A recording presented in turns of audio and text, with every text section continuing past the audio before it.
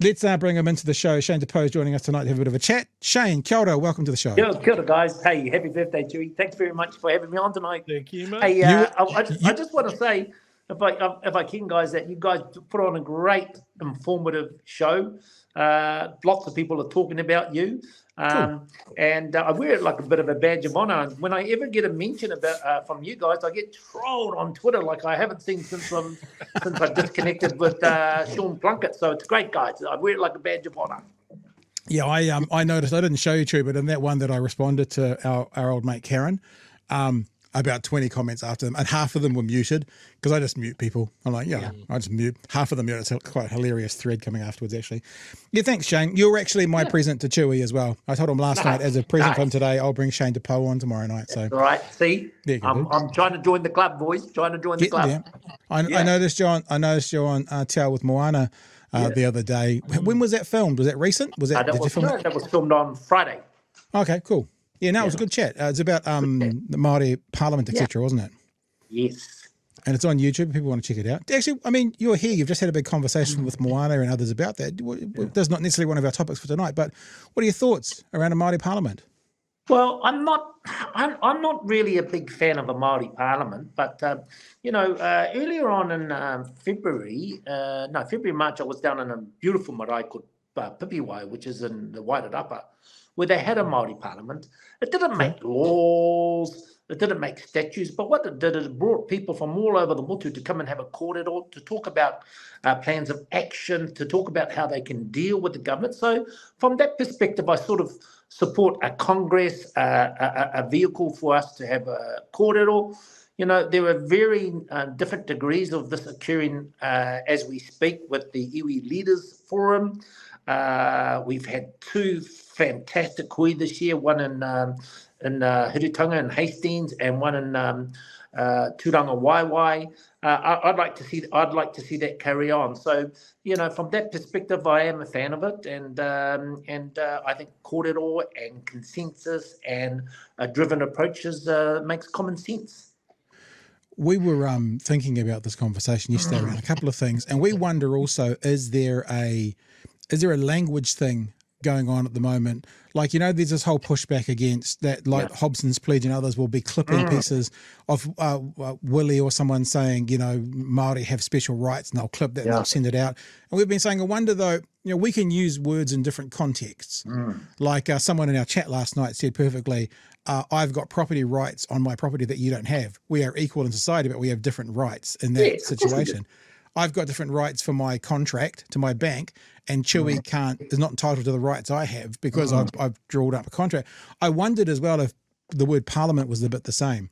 And I said last night, Julianne Genter once talked to me about one of their policies was about affordable quality housing, and she didn't quite word it like this, but she kind of basically said it's something to throw out for the future and try and work towards. It might not look like that exactly when you get there, but it's like it's something that might be unobtainable today, but a set of words, a set of policies to work through to get to a better place. And I wonder if that's a bit the same with the Māori Parliament, if it'll be a Congress, if it'll be a different way of being involved in Parliament without being a separate Parliament. You know what I mean? No, I absolutely think that is the pathway that many of us Māori want to go down. And the other thing is that, I'm in my late 50s now. The kohanga reo generation that is a real political force, is a real force for I think positive and collective change for Aotearoa New Zealand. I think they're ready to be handed over the baton, and I think that's something that they're very equipped to do. So, you know, I look forward in my own way in terms of supporting that type of kōrero. Yeah. Chewy, do you want to add anything to this casual conversation before we move on? Yeah, I mean, I was thinking on this a little bit as well just after the show last night, and I think that the call for Māori Parliament is a separate thing is what's really going to set people off. Whereas what you're saying, Shane, is it's just like we need to get, or Māori need to, you know, find those ways of getting everybody together and pulling in the same direction. It's anything with politics is divide and conquer. Yeah, and one of the big threats to this at the moment is devaluing the treaty or coming up with different interpretations, and we're just going to split people off, and then it's going to be last man standing. Yeah, and I think a very important component of this kōrero, and I saw it at Tūranga Waiwai. Unfortunately, I didn't get down to the latest hui, which Ngāti Kahungunu hosted, but I did see at Tūranga Waiwai plenty of tangata treaty, as Dennis rightly coins the phrase, and I think there is a role in this kōrero, in this journey for tangata treaty and some form of collective collaboration. Yeah. And you mentioned the Kohanga Reo generation. Yeah. You know, we've mentioned that a couple of times on the show, that the crop of young Māori leaders that are coming through are going to be a force of nature, in my opinion.